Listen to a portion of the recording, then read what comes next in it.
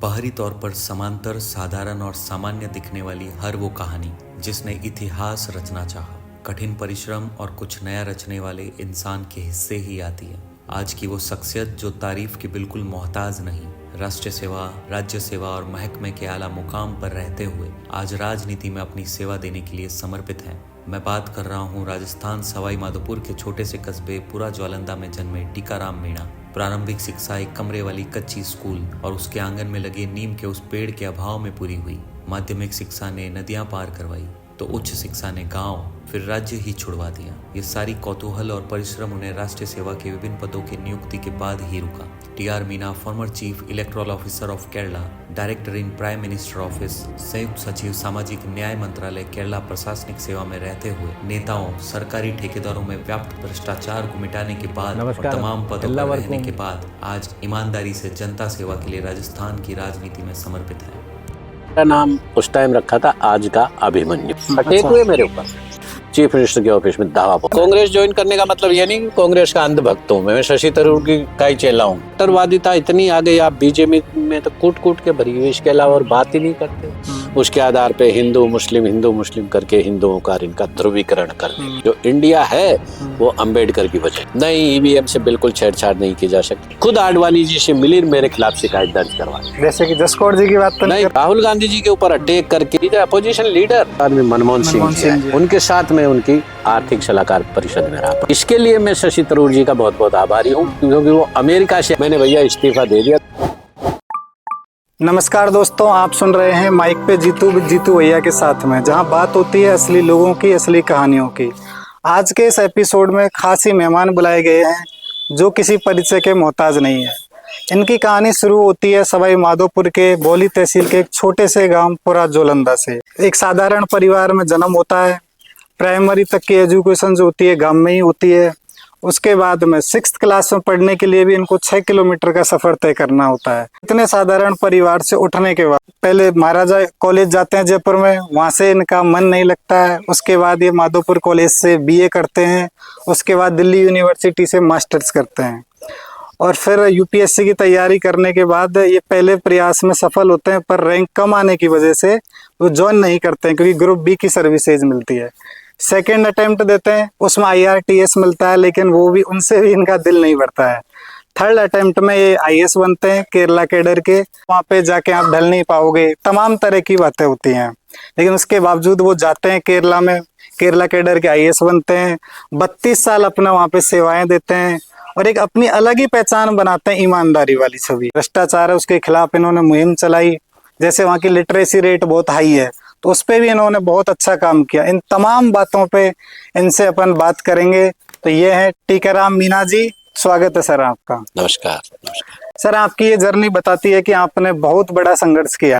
पहले तो जीतू मैं आपको बहुत धन्यवाद देता हूँ कि आपने मेरा संक्षेप में परिचय बड़े सुंदर ढंग से लोगों के सामने पेश किया है। आप इतनी दूर से चल के जयपुर से मेरे गांव में आए हैं, ये मेरे लिए बड़े सौभाग्य की बात है। इसके लिए आप साधुवाद के पात्र हैं।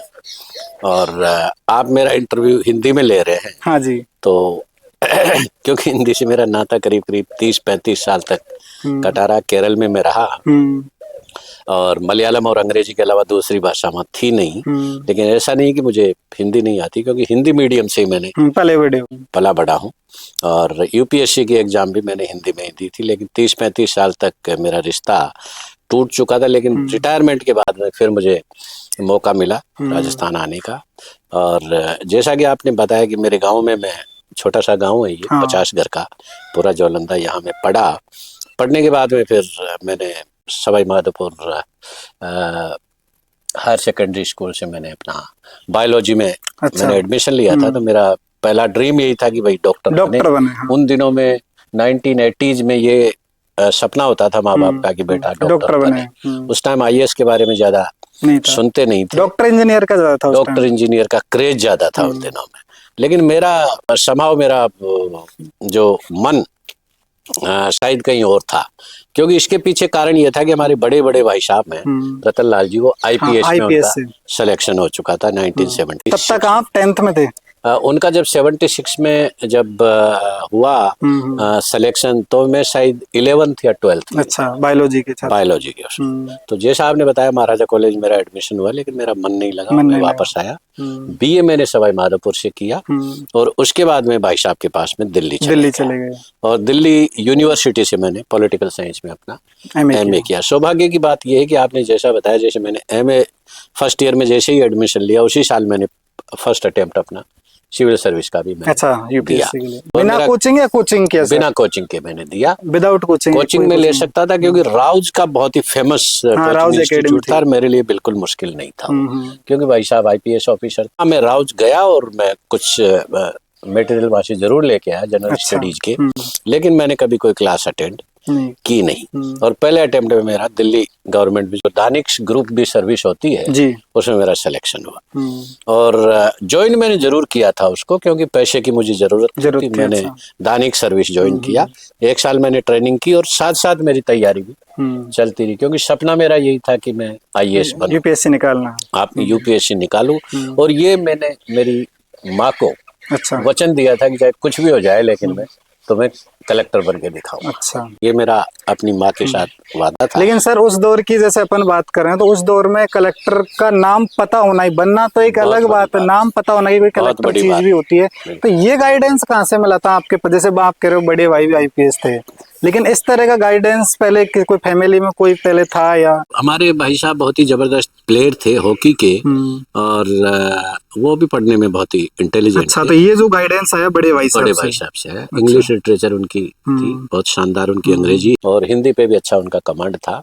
दिल्ली पुलिस में उनका भी नाम मेरे से भी ज्यादा उनका नाम चलता है, पुलिस में रहा है, क्योंकि उन दिनों में दिल्ली पुलिस में कोई ऑफिसर नहीं था। एकमात्र बड़े भाई साहब थे रतन लाल मीना जी, जिन्होंने हजारों अपने राजस्थान के लोगों को वहाँ दिल्ली पुलिस में नौकरी दिलवाई और उनका नाम था। जितने भी ऑफिसर्स मीनाओं में बने हैं, शायद उनके चरणों पे मैंने उनको देखा है। भाई साहब का ही सब गाइडेंस लेते थे। आप चाहे बामनवास का इलाका हो, जयपुर का हो, दौसा का हो, अलवर का हो, वो एक तरह से भीष्म पितामह की तरह थे मीना समाज के स्टूडेंट्स के लिए और ऑफिसर्स के लिए। जो भी दिल्ली जाता था सबसे पहले आरएलजी के ऑफिस में गाइडेंस लेने जाता था। तो आपने मास्टर्स के साथ में ही यूपीएससी दे दिया? यूपीएससी दिया मैंने। फिर जैसे ही मेरा सिलेक्शन हुआ मैंने ज्वाइन किया और मेरा ज्वाइन करने के बाद में मेरा ट्रेनिंग चलता रहा, तो थोड़े पैसे भी, तनख्वाह भी। और दूसरे अटेम्प्ट में मैंने आईआरटीएस मिला मुझे।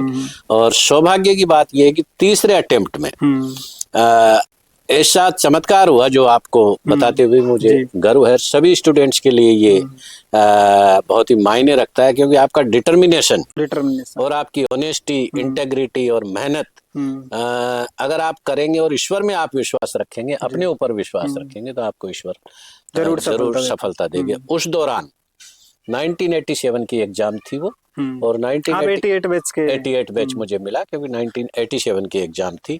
1987 तक जितने भी अपने ऑफिसर्स बने हैं मीनाओं के पर्टिकुलरली, उन्होंने किसी ने भी आज तक एसटी ऑल इंडिया टॉप नहीं किया था। अच्छा, आपका टॉप? क्योंकि हमारे लोगों का जो आर्टिकुलेशन था, जो लिखने का तरीका था, वो शायद उनको नंबर मार्क्स इतने मिलते नहीं थे। और नॉर्थ ईस्ट के लोग जो एसटी में होते थे, क्रिश्चियंस, हिमाचल के नेगी, साउथ के कई एसटी के लोग वो टॉप किया करते थे।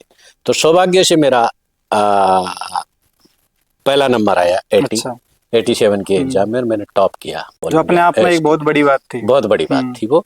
और ये मेरे लिए भी बहुत ही अप्रत्याशित चीज थी, क्योंकि जब रिजल्ट आया तो मुझे खुद ये विश्वास नहीं हुआ कि मैं टॉपर हूं। और जैसे मैं यूपीएससी में रिजल्ट देख के आया घर पे, तो हमारे पीआर मीना जी थे, प्रहलाद राय जी आईपीएस ऑफिसर थे, सीकर के रहने वाले। उस टाइम पे भी रिजल्ट ऐसे बोर्ड पे लगते थे या फिर ऑनलाइन? नहीं, बोर्ड पे लगता था उस टाइम। पेपर में गाँव में था, मैं रात को यहाँ से गया, गाँव में था मैं। अच्छा, गांव में रात को मैं ट्रेन से बैठा, भाई साहब ने रेडियो में सुन लिया था कि आज आपका वो रिजल्ट आया है, क्योंकि यहाँ तो अंग्रेजी का पेपर आता नहीं था। तो उन्होंने मुझे कहा कि आप चले जाइए दिल्ली में। रात को बैठा, रात को क्या, मैं 12 बजे के करीब बैठा फ्रंटियर मेल में, और दिल्ली पहुंचा शाम को। यूपीएससी में गया और मैं अपने जो रिजर्वेशन की लिस्ट होती है 600-700 रैंक से शुरू, वहीं से मैंने अपना नाम देखना शुरू किया, तो मेरा नाम नहीं मिला। तो मैं टेंशन में आ गई। लास्ट के 1000 से देखना शुरू किया। देखते देखते मैं थक गया। फिर मेरे एक दोस्त का देख रहा था, तो मैंने कहा रमेश का देखते हैं। अच्छा। तो मैं फिर 700वीं से 600वीं रैंक पे आया, 600 से फिर 500 देखने लगा, फिर 400 देखने लगा। अब मेरा तो कहाँ आने वाला था, उसका भी नहीं मिल रहा था मुझे। उसका देखते देखते हम ऊपर देखते पहुंचे। देखते मैं पहुंचा कि मेरा नंबर वहां अच्छा करीब 350 या 360 में रैंक मेरी अच्छा। उस टाइम थी। जो आपने बिल्कुल पहले एक्सपेक्ट नहीं किया पहले था। एक्सपेक्ट नहीं थी। मैंने नाम देखा अपना कि टीकाराम मीना।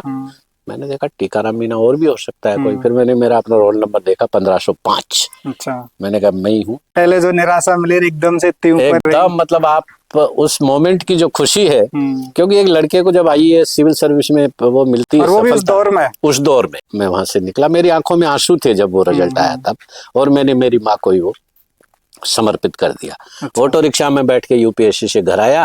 ऑटो रिक्शे वाले ने कहा कि साहब 30 रुपए है। मैंने कहा भैया 100 रुपए मेरी जेब में, 100 रुपए ले तू। खुश हो गए। उसको मैंने 100 रुपए दिए।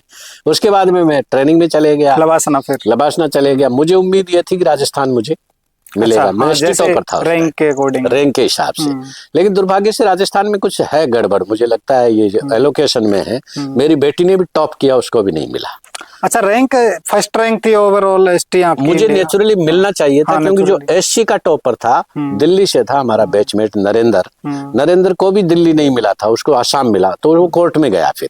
लेकिन वो कहते हैं ना सर, जैसे आपने 25-26 साल इधर राजस्थान में गुजारे, फिर एक मौका केरला रहने का भी मिला ना, ये खैर वो मेरे लिए बहुत ही सौभाग्य की बात। इन रिट्रोस्पेक्ट अगर पीछे मुड़ के हम देखते हैं तो केरला का ऑर्डर मेरे लिए बहुत ही मतलब ब्लेसिंग इन डिस्गाइज, जिसको अंग्रेजी में बोलते हैं, मेरे लिए ब्लेसिंग इन डिस्गाइज था। केरल में नहीं जाता तो शायद मेरा नाम नहीं होता। मेरा पर्सनैलिटी डेवलपमेंट जितना भी हुआ वो केरल की वजह से हुआ। क्योंकि जितनी कठिनाइयां, जितनी चुनौतियां, जितनी परेशानियां आपको आएगी, और एक अनजान जगह पे आप अगर अच्छा करेंगे तो वहाँ नाम आप ज्यादा इज्जत शोहरत मिलती बहुत होता है। कुछ लवासना की यादें बताइए सर। हाँ, लबासना में जब हमने ट्रेनिंग शुरू की तो हम तो गांव के लोग थे, इतने शर्माते थे, इतना बोलने में भी हम थोड़े, जो साइनेस होती है, हिचकिचाहट होती है, आपका भोलापन होता है। लेकिन ऑनेस्टी बहुत थी हम लोगों में, स्ट्रेट फॉरवर्डनेस, ऑनेस्टी जो जन्म जाती हम लोगों में।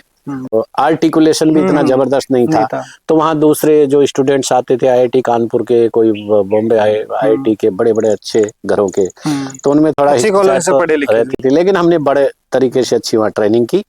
और ट्रेनिंग करने के बाद में जब कार्डर अलॉटमेंट आया, अब तो क्या कार्डर अलॉटमेंट पहले ही आ जाता है। हाँ, पहले आ जाता है। आप ट्रेनिंग में जाते हैं उससे पहले आपको बता दिया जाता है। उस टाइम हम लोग बड़ा उत्सुकता से, मतलब these used to be very anxious moment. तो बड़े चिंता के वो रहते थे कि कब कार्डर अलॉटमेंट आएगा, क्या आएगा, क्या नहीं आएगा। मेरा कार्डर केरला आया। तो वहाँ धक्का तो लगा, एकदम शॉकिंग था। लोगों ने आपसे कहा कि वहाँ की लैंग्वेज कम्युनिकेशन, आप क्या करोगे वहाँ, क्या करोगे, आपकी तो हालत खराब हो जाएगी। इलाका भी थोड़ा सही नहीं, इलाका भी अलग है, मलयालम बोलनी पड़ेगी, कम्युनिस्ट गवर्नमेंट है, और वहाँ तो आपको ये फैमिली मेंबर भी जाएंगे तो उनको भी कम्युनिकेशन, इडली डोसा खाना पड़ेगा, खान पान भी अलग एकदम। ऑल काइंड ऑफ कमेंट्स हमारे लिए हमें चिढ़ाने लगे लोग। अब लेकिन क्या करे साहब, मिल गया तो मिल गया, भाग्य था ये। कई लोगों ने कहा कोर्ट में जाइए आपको राजस्थान मिलेगा, क्योंकि आप टॉपर हो। एससी वाले को मिल गया दिल्ली, तो आपको भी मिलेगा उसी ग्राउंड पे। लेकिन हमारे भाई साहब ने कहा कि नहीं, हम राजस्थान में अगर नहीं मिला तो हमारे भाग्य में नहीं था, कोर्ट में नहीं जाएंगे, गवर्नमेंट का डिसीजन है, उसको हैप्पीली एक्सेप्ट करो आप। मैं केरल चले गया अपने बच्चों के साथ। मेरे उस टाइम तक 2 बेटियां थी, 2 बेटियां, जो एक तो अभी आईएएस है सोनिया, और एक बड़ी वाली जो आरएस है राजस्थान में ही है, वो दोनों मेरे बच्चियां हो चुकी थी। मेरी वाइफ मेरे साथ चले गई। हमने शुरू में बहुत संघर्ष किया वहाँ। आपने सर ये लिटरेसी से रिलेटेड भी प्रोग्राम चलाया था जाते ही, और ये भ्रष्टाचार उसके बाद में मेरा पोस्टिंग जब हुआ, दूसरा पोस्टिंग मालापुरम जिले में 90 से 91, 1-1.5 साल में रहा। अच्छा। और वहाँ लिटरेसी कैंपेन चल रहा था, केरला को 100% लिटरेट बनाने का कैंपेन था वहाँ। उसमें मैंने खूब भाग लिया, और उसी की बदौलत है कि मुझे मलयालम पे कमांड एंड कंट्रोल, बोलता तो था टोटा पोटा, लेकिन जो फ्लुएंसी, कमांड कंट्रोल और लोगों को इम्प्रेस करने वाली जो मेरी शैली बनी, वहाँ के लोगों का कोई ऑफिसर्स ने भी आपको मोटिवेट किया? मेरे कलेक्टर साहब थे, कलेक्टर की वाइफ थी वहाँ, ओडिशा के थे, उनका नाम मोहंती साहब थे वहाँ के मेरे कलेक्टर, उन्होंने बहुत मोटिवेट किया, उनकी वाइफ ने बहुत मोटिवेट आपने बाद में जाके अभी आत्मकथा लिखी है, तो वो भी मलयालम में ही लिखी है? मलयालम में ही मैंने वो अपनी आत्मकथा लिखी है, नेवर से डाई वाली वो है उसका नाम अंग्रेजी में। उसके बारे में बताइए सर, कुछ मेन पॉइंट आत्मकथा के। मेन पॉइंट आत्मकथा की यही है जो मैं आपको बता रहा हूँ, मेरी जीवन यात्रा, पूरी जो जर्नी, मेरे कैरियर की जर्नी, मेरे वहाँ केरला में जिस तरह का मैंने नाम कमाया, वहाँ भ्रष्टाचार के खिलाफ खूब हमने, मंत्री हो चाहे नेता हो चाहे बड़े अफसर हो, हमने किसी को बख्शा नहीं। क्या ये बात सही है कि नेताओं पे ब्यूरोक्रेट्स पे प्रेशर? देखिए, मुझे तो राजस्थान की स्थिति देख के बड़ा दयनीय स्थिति है यहाँ, बड़ी गंभीर स्थिति है। गंभीर इसलिए है कि यहाँ ब्यूरोक्रेट्स ने सरेंडर कर दिया बिल्कुल, जो आप हर बार कहते हुए वही बात। हाँ, मैं हर बार कहता हूँ कि इस तरह का हालात मैंने नहीं देखा कि कोई आईएएस ऑफिसर किसी मिनिस्टर को क्वेश्चन नहीं करता। अगर वो फाइल पे लिख देता है तो वो आईएएस ऑफिसर उसके खिलाफ टिप्पणी लिखने को तैयार ही नहीं है। डर इतना है क्योंकि नेताओं की भक्ति, क्योंकि यहाँ मुझे लगता है कि शायद ब्यूरोक्रेसी में भी कुछ गड़बड़ है यहाँ पे। अच्छा, शायद हो सकता है कि कई लोग भ्रष्टाचार में लिप्त हो, तो जब आदमी भ्रष्टाचार में लिप्त होगा तो वो कैसे आवाज उठाएगा? भाई आपको ब्यूरोक्रेट्स पे भी होता है। मंत्री को, आपके लीडर्स को क्वेश्चन करने के लिए आप में दम होनी चाहिए, नहीं आपको फंसा देंगे वो जी। तो आपका दामन साफ होना चाहिए, आपकी इंटेग्रिटी होनी चाहिए, आपकी पब्लिक इमेज होनी चाहिए, आपके लिए बोलनी चाहिए। मैंने जब त्रिचूर में जब मैं कलेक्टर था, ये जो लीकर बनाते थे उनके सब के खिलाफ इतनी जबरदस्त कार्रवाई की कि वहाँ की हिल गई थी गवर्नमेंट। ट्रांसफर नहीं होते थे जब आप सरकार के खिलाफ काम कर रहे हो? जब मैंने एक्शन लिया तो नोबडी कुड बिलीव कि यार ये हो सकता है, ये कलेक्टर ऐसे कर सकता है, क्योंकि उनको कोई टच नहीं कर सकता था, डॉन थे बड़े बड़े थे, हाँ, लेकर माफिया जो। लेकिन मैंने, यही था मेरा डिटर्मिनेशन कि यार छोटे मोटे पटवारियों को, क्लर्कों को, तहसीलदारों को क्या सस्पेंड करना है, छोटे मोटे पकड़ना है तो बड़े ही आदमियों को पकड़ना है। और हम राजस्थान के रहने वाले, डरने वाले तो है नहीं। हाँ, सूरवीरों की धरती रही है, सूरवीरों की धरती है, तो पकड़ो तो आप बड़े शेर को ही पकड़ो, तो उन्हीं के गले में। तो वहां जैसे मैंने उनको पकड़ा, लोगों में मैं बहुत पॉपुलर हो गया वहां, लेकिन मेरे ऊपर दबाव भी बहुत आया ट्रांसफर करने का, उनके खिलाफ केस को कमजोर करने का। मैंने मेरी सारी आत्मकथा में लिखा, टॉप से खूब प्रेशर था। लेकिन हुआ ये कि पार्टी के लोग और जो अच्छे अच्छे लोग थे केरल के, वो सारे मेरे साथ हो गए। अच्छा। पत्रकार, लेखक, कवि, ब्यूरोक्रेट्स, मेरे आईएएस ऑफिसर, और आम जनता तो हो ही गई। और आम जनता। यहाँ राजस्थान में ये संभव नहीं है, क्योंकि यहाँ लिटरेसी नहीं है, यहाँ लोगों में जागरूकता नहीं है। इमेज ब्यूरोक्रेसी की बहुत खराब है यहाँ। अरे कि बहुत अच्छा हुआ यार ये सस्पेंड हो गया ये ऑफिसर, तो क्योंकि कोई किसी के लिए बोलने के लिए तैयार नहीं है, क्योंकि इमेज बहुत खराब है। लिटरेसी भी एक बड़ी वजह है। लिटरेसी भी बहुत बड़ी वजह। मेरा ट्रांसफर वहां हो नहीं पाया, लेकिन अल्टीमेटली फिर सरकार तो सरकार होती है। एक दिन मुझे वहां से 1.5-2 साल में मेरा ट्रांसफर, वहाँ मैंने 6 महीने में जाते ही ऑपरेशन कर दिया था उनके खिलाफ। अच्छा। और मेरा ट्रांसफर, लोग जानने लगे थे खूब अच्छी तरह से। और मेरा नाम उस टाइम रखा था आज का अभिमन्यु। अच्छा, आज का Abhimanyu. Times of India national level का एक पेपर है जिसमें आज तक किसी ऑफिसर के बारे में इतना बढ़िया लेख नहीं लिखा। जो लिखा था उसमें टॉपिक ही यही था, आज का अभिमन्यु। अच्छा। और वहां की बॉम्बे से जो पत्रकार आई थी लेडी, वो मेरा इंटरव्यू लेके गई थी, और उसका टाइटल था आज का अभिमन्यु। मेरा नाम दिया था। अच्छा। उसने जबरदस्त था, वो मेरे पास टाइटल दिया था आपको? टाइटल दिया था, और उसमें मेरी पूरी स्टोरी लिखी थी जो मैंने लीकर माफिया के खिलाफ जो ऑपरेशन किया था। उसके बाद मेरा ट्रांसफर हुआ वायनाड। अच्छा, वायनाड वही जिला है जहाँ राहुल गांधी अभी सांसद MP है। वहां भी मैंने अपना सेवा दी, ऑपरेशन जारी रखा। लेकिन उन जो मेरे खिलाफ लोग थे उनका ये था कि यार इस ऑफिसर को कंट्रोल नहीं किया तो आगे, तो उन्होंने मुझे एक केस में फंसा दिया। अच्छा। फंसा के मैं सस्पेंड हुआ, मुझे सस्पेंड कर दिया उन्होंने, क्योंकि वो पीछे थे ना मेरे। लेकिन हम घबराए नहीं साहब। जो पार्टी शासन करती थी वो पार्टी में भी काफी ईमानदार लोग हैं। कम्युनिस्ट पार्टी सब तरह के लोग होते हैं। कम्युनिस्ट पार्टी में बहुत ईमानदार, सिंपल और अच्छे लोग आपको मिलेंगे। उन्होंने साहब विद्रोह कर दिया पार्टी के खिलाफ, मुख्यमंत्री के खिलाफ ही विद्रोह कर दिया। कि नहीं, आपने इस ऑफिसर को कैसे, उनकी पार्टी में विद्रोह हो गया। हमारी ब्यूरोक्रेसी में चीफ सेक्रेटरी सारे आईएएस ऑफिसर काले पट्टे बांध के चीफ मिनिस्टर के ऑफिस में दावा पहुंच। जब आपको सस्पेंड किया, मुझे सस्पेंड किया कि यार इस ऑफिसर को आपने नहीं बख्शा तो फिर किसको बख्शोगे आप? उन्होंने 4 दिन के अंदर में, जब पूरा आंदोलन हो गया पूरे स्टेट में, पहली बार हुआ वो, ऐसा नहीं हुआ ब्यूरोक्रेट्स आंदोलन कर रहे हैं किसी के लिए। कि एक राजस्थान से एक ऑफिसर आया, उसके लिए पूरा केरल, पूरे ब्यूरोक्रेट्स, पूरे नेता, पूरे पत्रकार, प्रेस ने कंप्लीटली मेरा सपोर्ट दिया। गवर्नमेंट को झुकना पड़ा। 4 दिन के अंदर मेरा जो सस्पेंशन था ना, कैंसिल कर दिया, वो वापस लेना पड़ा सरकार को। ये मेरे लिए गर्व की बात है, क्योंकि केरला के लोग ही ये कर सकते हैं, औरों के लिए ये संभव नहीं। क्योंकि वहाँ के लिटरेट हैं, जागरूक जनता है। जागरूक जनता है, वो जानती है कि कौन अफसर ईमानदार है, कौन अफसर। जबकि ऐसा आप राजस्थान में नहीं देखते हो, जैसे सस्पेंड होता है तो जनता कहती है कि अच्छा हुआ ये। खुश होती है, क्योंकि ब्यूरोक्रेट्स की, नौकरशाहों की इमेज बहुत खराब है।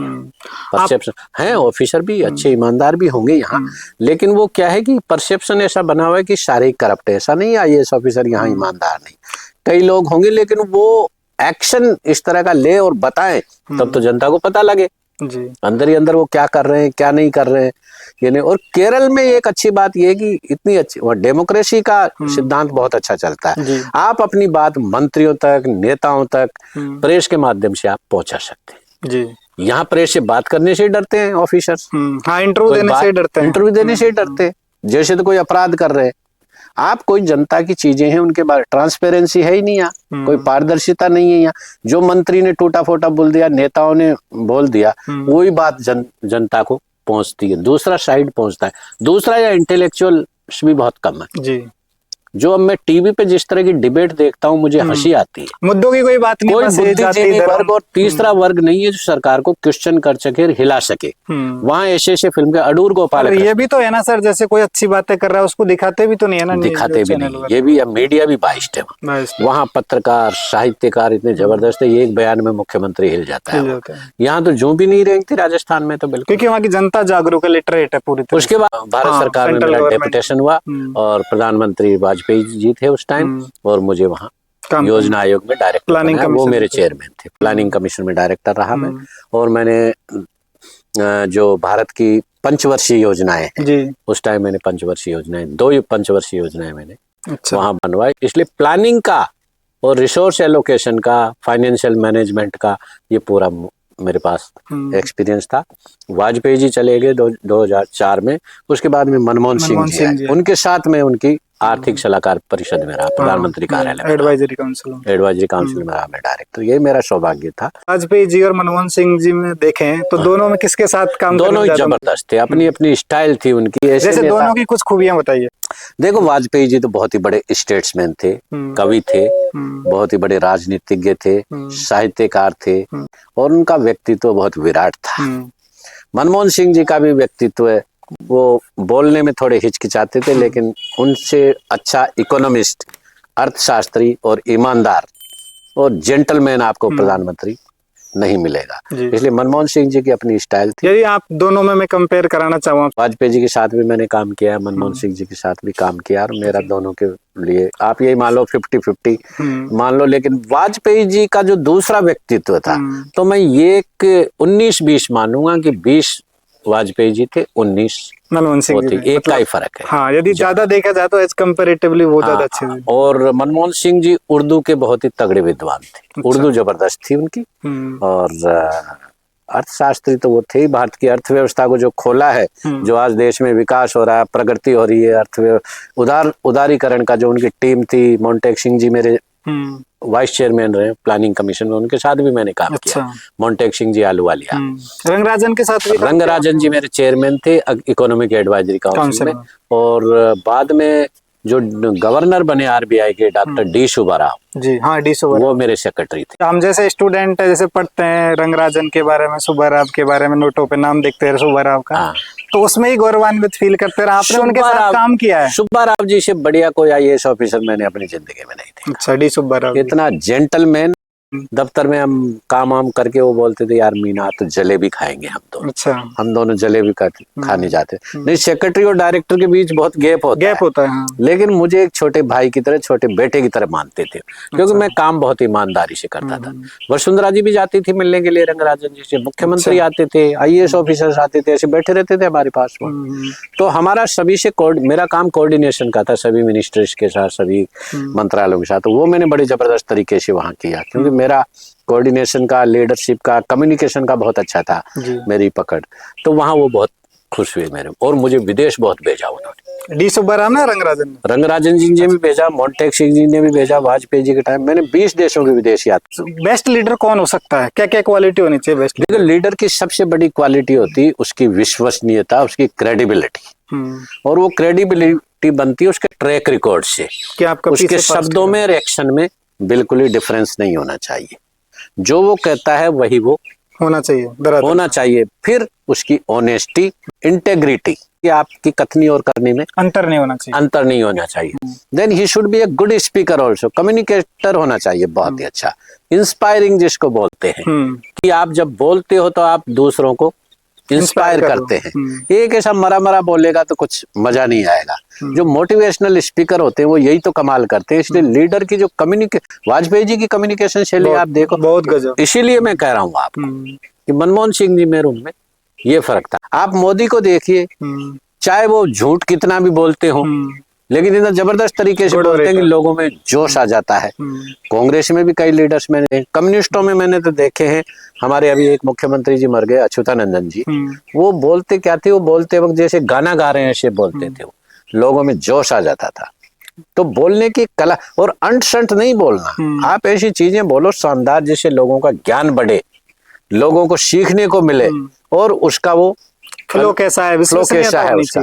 आप पंडित जवाहरलाल नेहरू को बोलो, देखो, आप इंदिरा गांधी को देखो, ये लीडर्स ऐसे जबरदस्त हुए हैं। आप इवन लालू प्रसाद यादव को देखो, कितने जबरदस्त स्पीकर हैं। दूसरा जो कम्युनिकेशन का मैंने जो पावरफुल अंग्रेजी में देखा है, वो शशि थरूर का कोई मुकाबला नहीं। आपके आत्मकथा जो आपने लॉन्च की थी बुक, उसमें वो एज ए गेस्ट आए थे चीफ। इसके लिए मैं शशि थरूर जी का बहुत बहुत आभारी हूँ, क्योंकि वो अमेरिका से आए थे मेरे लिए स्पेशली। तो पर्सनल दोस्ती थी या कैसे? मेरी पर्सनल दोस्ती इसलिए थी उनसे, जबकि मैंने उनके खिलाफ एक्शन लिया हुआ था। मैं जब चीफ इलेक्टोरल ऑफिसर था, चीफ इलेक्शन कमिश्नर, उन्होंने मॉडल कोड ऑफ कंडक्ट का वहाँ उल्लंघन कर दिया था। त्रिवेंद्रम से एमपी का चुनाव लड़े थे वो, तो मैंने एज पर रूल मैंने उनके खिलाफ भी एक्शन ले लिया था। अच्छा, उसके बावजूद वो अमेरिका से, क्योंकि मेरा ट्रैक रिकॉर्ड उनको मालूम था। ब्यूरोक्रेट्स को नेता भी देखते हैं कि भाई कौन अफसर कैसा है।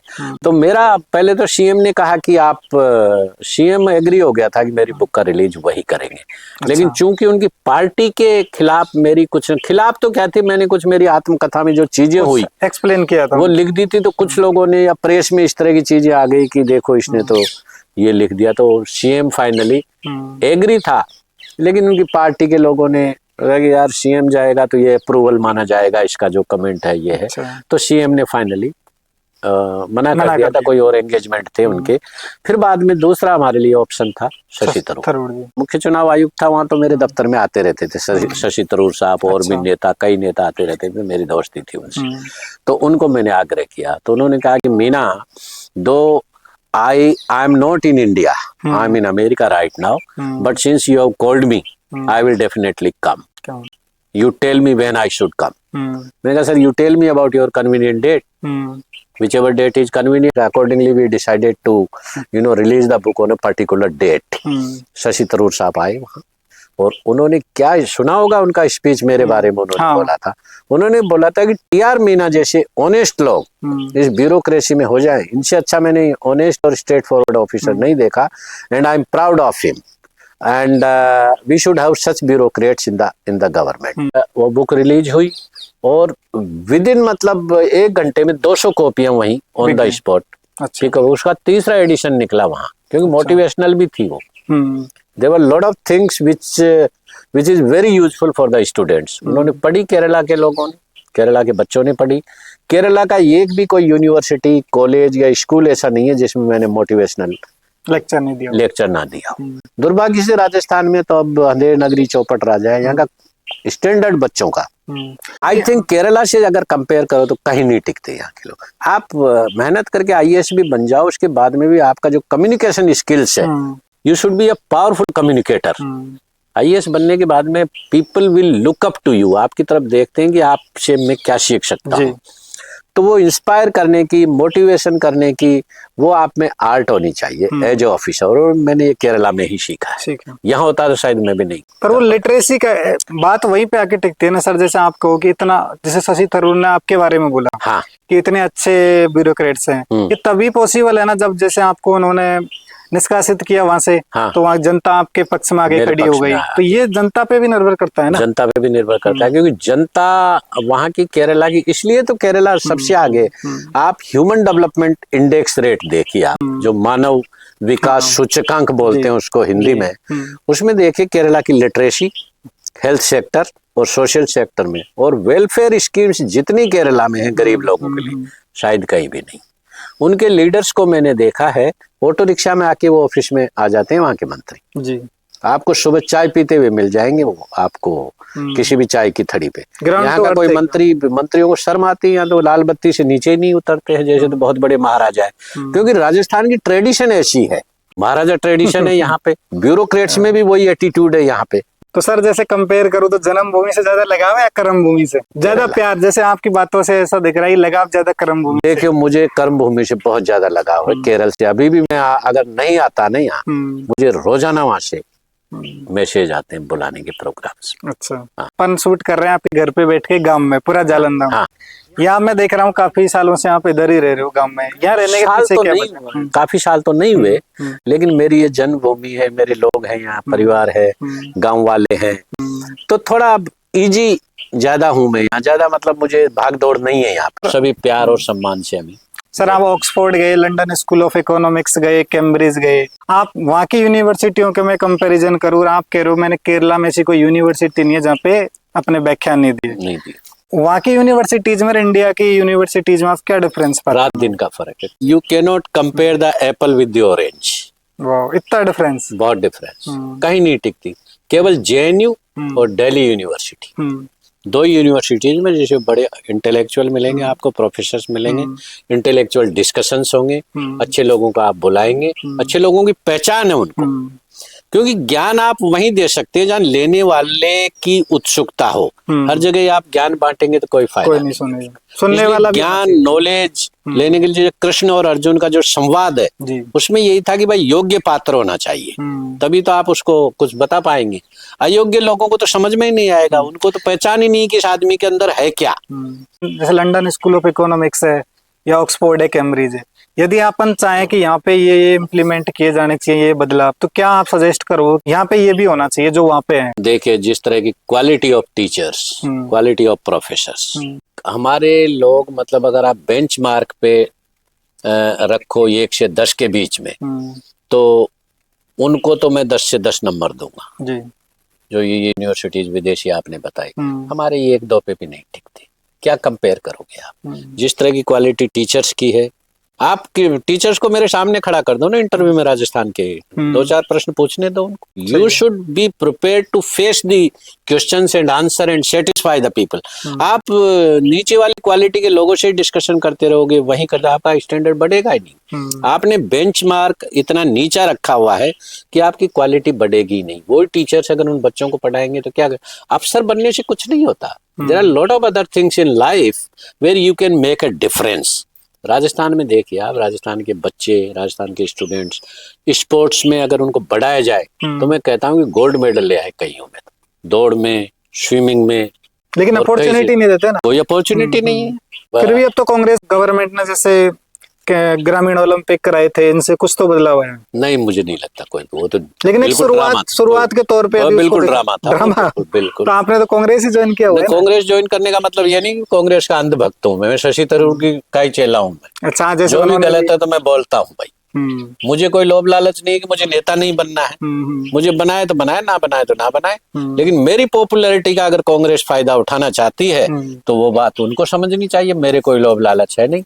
मुझे तो पहले अटेम्प्ट में जैसे मैंने रिटायर किया, केसी वेणुगोपाल जी ने दिल्ली बुलाया और ज्वाइन करवाया, तुरंत मैनिफेस्टो कमेटी में मुझे पद दिया, बहुत अच्छा पद दिया मुझे। मैंने उसमें कंट्रीब्यूट किया जितना। कन्वीनर थे आप उसमें? हाँ, सीपी जोशी साहब मेरे चेयरमैन थे, बहुत सम्मान किया मेरा, बहुत उन्होंने रेस्पेक्ट किया मेरा। आपने मैनिफेस्टो में क्या क्या ऐड करवाया था आपकी तरफ से? मैनिफेस्टो में मेरी तरफ से तो देखो पंचायती राज सिस्टम को स्ट्रॉन्ग करने का था। आपने वहाँ पे local governments and Panchayati Raj system पे बहुत बार किया था। यदि अपन राजस्थान में देखें, इसको कैसे सुधारा जा सकता है, कितना इम्पैक्टफुल है ये चीज? देखो 3 चीजें जो आपका 73rd और 74th अमेंडमेंट जब हुआ 93-94 में, उसमें 29 सब्जेक्ट्स पंचायत को दिए गए थे। 29 सब्जेक्ट्स देने के अलावा 3 चीजें, fund, functions and functionaries. Functionaries कौन हुए? कार्य करने वाले। अगर आप डेवलपमेंटल एक्टिविटीज पंचायत को देते हो तो वहाँ रोड भी बननी है, आपको सिंचाई की, पानी की व्यवस्था करनी। आपके पंचायत के पास एक इंजीनियर नहीं है कोई प्लान बनाने के लिए, आपके सरपंच को आता नहीं है। केरला में हर एक पंचायत में 2-2 इंजीनियर अटैच किए थे हमने। वो पूरा प्लान बनाते हैं, वहाँ पंचायत में होता है और पंचायत में ही डेवलपमेंट प्लान बनता इधर होता है ना, जाइए नहीं है यहाँ कोई पंचायत का डेवलपमेंट प्लान नहीं है। जो भी एक कागज में लिख दिया एक सरपंच ने कि हमारे हैंड पंप लगेगा, चाहे पानी ना हो लेकिन हैंड पंप लगा देंगे वो। तो यहाँ प्रॉपर जो प्लानिंग का जो कॉन्सेप्ट है उसका मजाक है यहाँ पे तो लिख दिया साहब सरपंच ने, एमएलए ने सपोर्ट कर दिया और वो भेज दिया ऊपर। दूसरा, जिस तरह से एमएलए पंचायती राज सिस्टम के ऊपर हावी हैं, कंट्रोल करते हैं, वो संवैधानिक व्यवस्था के बिल्कुल खिलाफ है। क्योंकि आप देखो, अगर डिबेट देखो पंचायती राज कानून लागू करने के डिबेट में सबसे पहले जो शिकायत थी पूरे देश की वो यही थी कि हमारे ऊपर एमएलए का कंट्रोल हटाया जाए और हम उनके ऊपर डिपेंडेंट ना रहे, निर्भर ना रहे फंड के लिए। यहाँ उल्टा कर दिया राजस्थान में, एमएलए के ऊपर फंड के लिए एमएलए से वो भी जाना पड़ता है, एमपी के पास जाना पड़ता। दिस वाज नॉट द, आप फंड दो। केरला में 40% बजट का डेडिकेटेड फंड आता है, 40% बजट। अच्छा, पहले ही बजट मैंने तो 5 बजट बनाए। अच्छा, आप पहले ही निर्धारित कर देते कि 40% of the total budget will go to the panchayat. उसमें पंचायत का हिस्सा इतना होगा, ब्लॉक का इतना होगा, जिला परिषद का इतना होगा। राजस्थान में तो तमाशा है, यहाँ तो राजनीति। इधर तो जिला परिषद में होता ही नहीं है ना, यहाँ प्लानिंग नाम की कोई चीज है नहीं। यहाँ का प्लानिंग बोर्ड का चेयरमैन भी मेरे पास गया था केरला में सीखने के लिए। एक बार वसुंधरा जी ने कई मिनिस्टर्स को भी भेजा था, मैंने उनका स्वागत भी किया था वहां, उनको काफी चीजें हमने बताई। दूसरा, कैपेसिटी बिल्डिंग जिसको बोलते हैं, क्या होती है कैपेसिटी बिल्डिंग? आपकी काम करने की क्षमता को बढ़ाना। उसमें क्या क्या आती है? अच्छी तरह तो आपको लिखना आना चाहिए, आपको कानून पढ़ना चाहिए, आपको समझ में आना चाहिए कि मेरे पावर क्या है। यहाँ आधी से ज्यादा महिलाएं बेचारी वो अपने पतियों को भेजती है पंचायतों। हाँ, उनकी ट्रेनिंग सरपंच वो हैं, जाते पति। मुझे नहीं लगता कि यहाँ पंचायती राज फंक्शनरीज का रेगुलर ट्रेनिंग होता होगा। मैंने ये 1000 ट्रेनिंग प्रोग्राम करवाए, क्योंकि खुद मैं डायरेक्टर रहा था पंचायती राज इंस्टीट्यूट का। मैं पर्पजफुली उस इंस्टीट्यूट में लगा था कि मैं ट्रेनिंग दूंगा इनको। 1000 ट्रेनिंग प्रोग्राम करवाए मैंने, अपने आप में जिसमें ग्रेट मैंने कोई अचीवमेंट। 10-12 हजार फंक्शनरीज को ट्रेनिंग दी। यहाँ कोई ट्रेनिंग ही नहीं होती बिल्कुल। कैसे सीखेगी बेचारी लेडी? गांव की सीधी सादी बन जाती है सरपंच, उसको पता ही नहीं कि पंचायती राज एक्ट कब आया, उसमें क्या क्या प्रोविजन है, क्या मेरा पावर है। वो तो सीधा जाके एमएलए साहब को हाथ जोड़ेगी, साहब मुझे फंड चाहिए। इनको बेगर्स बना रखा है, भिखारी बना रखा है पंचायत राज इंस्टीट्यूशन को। लंदन में मैं गया, कैम्ब्रिज से मैंने लीडरशिप और मैनेजमेंट का कोर्स किया, उसका कोई मुकाबला नहीं कैम्ब्रिज का। फिर मुझे सरकार ने, जब मोदी गवर्नमेंट आई तो मुझे फिर अंबेडकर के बारे में स्टडी करने के लिए London school of economics. Ambedkar ji के बारे में बताइए सर। अंबेडकर देखिए, एकमात्र जो इंटेलेक्चुअल जाइंट हुए हैं इंडिया में, जिसको बुद्धिजीवी बहुत ही बड़ा वो महामानव था, वो अंबेडकर साहब ही थे। उनका कोई मुकाबला नहीं। आपकी आरबीआई बनी, अंबेडकर का कॉन्सेप्ट था। संविधान ही पूरा उन्होंने बनाया। Is the father of this constitution. जो इंडिया है वो अंबेडकर की वजह से। लेकिन सर लोगों ने, जैसे अंबेडकर जी सबके थे, उसको जाति में बांध दिया ना। मैं यही क्वेश्चन है मेरा कि इसको एसटी एससी से जोड़ के देखा जाता है, जबकि उन्होंने सबको बराबर के हक दिए हैं। इंडिया का दुर्भाग्य रहा है कि जाति व्यवस्था इतनी कठोर, इतनी कठिन रही है यहाँ, कि यहाँ आपकी योग्यता को, आपकी मेरिट को, आपके गुणों को नहीं देखा जाता। चाहे मूर्ख आदमी एक पर्टिकुलर जाति में पैदा हो जाए तो वही बड़ा माना जाता है, लेकिन एक नीची जाति में अगर पैदा हो जाए विद्वान, तो उसको विद्वान ही नहीं माना जाता। आपने उनके ऊपर रिसर्च किया कि बस आपको ऐसा कहीं लगा कि उन्होंने जाति के लेके ऐसे उन्होंने ज्यादा राइट्स दिए हैं किसी को? देखिए, उनका तो जो कोज था, जो दलित और पिछड़े हुए और बिल्कुल ही बैकवर्ड लोग थे, उनके लिए बहुत बड़ा मिशन था उनका। और उन्हीं की बदौलत है कि ये जो दलित वर्ग के लोग हैं वो इस इंडिया में अपनी स्वतंत्र जिंदगी जीने के लायक हुए हैं। और उन्होंने बताया सभी लोगों को, और इनमें एक आत्म स्वाभिमान, जो सेल्फ कॉन्फिडेंस और सेल्फ रेस्पेक्ट की जो भावना है, अंबेडकर की वजह से ही आई। लेकिन अंबेडकर साहब के साथ भी बहुत ही डिस्क्रिमिनेशन हुआ था उस टाइम पे। उसको ऐसी राजनीति इतनी गंदी है कि उनको उन्हीं की जाति के लोगों ने हरवा दिया वहां। वो जीते ही नहीं कभी महाराष्ट्र, जो तो बंगाल से जीत के आए थे, और फिर नेहरू जी ने उनको वहां लॉ मिनिस्टर बनाया था। नहीं तो यहाँ से तो जीते ही नहीं वो। कांग्रेस वालों ने जीतने ही नहीं दिया उनको। तो चाहे कांग्रेस हो चाहे बीजेपी हो, जो कास्ट सिस्टम है इंडिया का, वो हमारे लिए एक तरह से बहुत बड़ा श्राप है। अभी के दौर में भी देखो, पिछले 10 सालों के अपन पॉलिटिक्स देखे तो धर्म और जाति पे आके अटक गई। इस पे क्या कहना है आपका? कट्टरवादिता इतनी आ गई, आप बीजेपी में तो कूट कूट के भरी हुई, इसके अलावा और बात ही नहीं करते हो। धर्म के अलावा धर्म को उन्होंने अपना ढाल बना रखा है। उसके आधार पे हिंदू मुस्लिम करके हिंदुओं का इनका ध्रुवीकरण कर लेंगे, पोलराइजेशन कर देते हैं। और एक इलाके में अगर पर्टिकुलर आदमी मान लो कितना ही अच्छा हो, उसको टिकट वो नहीं देंगे, वो जाति के आधार पे दूसरा आदमी होगा उसको वो, क्योंकि जनता भी उसी हिसाब से वोट देती है ना। अपने राजस्थान में तो गोत्रवाद और चलता है ना, जनता में तो और भी खतरनाक मामला होगा, गोत्रवाद भी चलता है। जनता की भी भावना ऐसी हो कि रात दिन आप लोगों में यही भावना भरोगे। आप वेस्टर्न कंट्रीज में कॉन्सेप्ट है ही नहीं जाति का भाई, इसलिए वो देश कितने पहले जब पुनर्जागरण हुआ, रेनेसां हुआ 13वीं 14वीं 15वीं शताब्दी 16वीं शताब्दी में, आप देखिए वहाँ कितना हमारे पास था, क्या हमने किया क्या है। आपको कौन सी कंट्री के लोग सबसे ज्यादा एजुकेटेड, सबसे ज्यादा सिंसियर लगे? मुझे बहुत अच्छे जापान के लगे थे। अच्छा, कोई बताइए उनके बारे में। जापान में जो मेरे होस्ट में 3 बार ही जापान गया हूँ, 3 बार लंदन गया, 3 बार में चाइना गया, अमेरिका गया, रशिया गया, ऑस्ट्रिया गया, ऑस्ट्रेलिया गया, इंग्लैंड गया, जर्मनी गया, मलेशिया गया, सिंगापुर गया। मैंने करीब कितने ही कंट्रीज का मैंने, लेकिन जो जापान की जो अदब है, जिसको बोलते हैं कि आपको वेलकम करने की जो उनकी कला है, अच्छा। रेस्पेक्ट है दूसरे लोगों में, शांति प्रिय है, शांति, टेक्नोलॉजी में भी बहुत आगे, टेक्नोलॉजी में जबरदस्त है। मैंने उनकी मेट्रो देखी, रशिया की भी मैंने मेट्रो देखी है, लंदन की भी देखी है और चाइना की भी देखी है। वहाँ की मेट्रो में अपनी में क्या फर्क नजर आता है? अपनी मेट्रो वैसे दिल्ली की अगर देखो तो दिल्ली के स्टैंडर्ड बहुत अच्छे हैं। अच्छा। दिल्ली की मेट्रो जो बनी है उसके स्टैंडर्ड थोड़े अच्छे हैं, और लेकिन बाकी मेट्रोज में सिचुएशन बहुत, उनसे अपना कोई मुकाबला नहीं, आप कंपेयर कर ही नहीं सकते ना। वहाँ नीट एंड क्लीन, टाइमिंग, लोगों का जो सेंस ऑफ सिविक सेंस जिसको बोलते हैं, यहाँ तो मेट्रो के पटरी पे ही थूक देंगे, रेलवे स्टेशन पे भी थूक देंगे, और वही पढ़े लिखे भी, ऐसा नहीं कि गवारी थूक रहे हैं। तो सिविक सेंस हमारे अंदर बहुत कम है। जबकि लंदन में आप देखो, जापान में आप चले जाओ, इवन चाइना में, वहाँ स्मोकिंग करने के चेम्बर्स बने हैं। आप यहाँ तो रोड पे ही लोग स्मोकिंग करते हैं, और चेम्बर में जाके करेंगे, और बाहर के आउटसाइड किया तो चालान हो जाएगा बिल्कुल। और जापान में तो मेरे को इतना अच्छा रखा उन लोगों ने, मुझे खूब मेट्रो में घुमाया, खूब चीजें दिखाई। तो शांति और सहिष्णुता और पोलाइटनेस जिसको बोलते हैं, नम्रता, और उनका IQ लेवल, इंटेलिजेंट कोशेंट जिसको बोलते हैं, वो बहुत जबरदस्त है जापान वालों। इवन वहाँ के जो एम्परर थे, हमने पार्लियामेंट भी देखी, वहाँ का एम्परर भी देखा, वो बड़े सिंपल तरीके से रहते हैं, अपने राजा महाराजाओं की तरह नहीं रहते। वहाँ तो डेमोक्रेसी है हालांकि, लेकिन एम्परर का, सम्राट का और वहाँ की रानी का बहुत सम्मान करते हैं, क्योंकि वो सिंपल रहते हैं।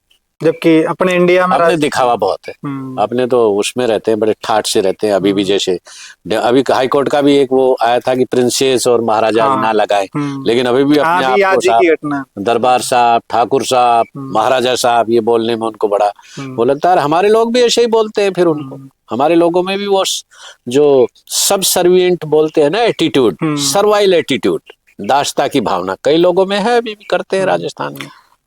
जो जातियां नहीं करती वो फाइट करती है, लेकिन उनका शासन आएगा नहीं कभी।